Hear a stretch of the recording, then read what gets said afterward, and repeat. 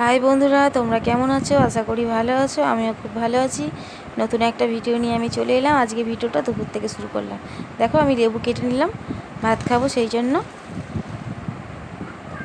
দেখো, আমি জামা কাপড়গুলো তুলে আনলাম, বৃষ্টি আসছে সেই জন্য জামা কাপড়গুলো সব পাট করে নিচ্ছি। আমি জিনিস জায়গায় রেখে দেবো।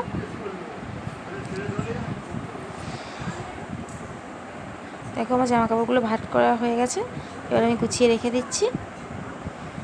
গুছিয়ে রেখে এবার আমি চলে এলাম একবারে সন্ধ্যেবেলা চা করব আর একটুখানি চাউমিন করব। চাউমিন খেতে ইচ্ছা করছিল সেই জন্য। দেখো, আমার চাটা হয়ে গেছে, আমি এবার ছেঁকে নিলাম। চাটা খেয়ে আমি চলে এলাম বিছনা গুছোতে। যেহেতু ছেলে বই নিয়ে বসেছিল একটুখানি, সেই জন্য বিছনাটা একদম লন্ডভন্ড করে দিয়েছে। বিছনাটা আমি একটু গুছিয়ে নিচ্ছি ভালো করে।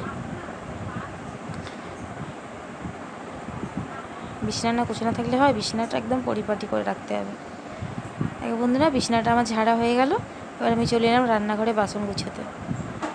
মেয়েদের কি আর কাজের শেষ আছে? কাজের শেষ নেই। দেখো, আমি আর বাসনগুলো সব গুছিয়ে নিচ্ছি সুন্দর করে, জায়গার জিনিস জায়গায়।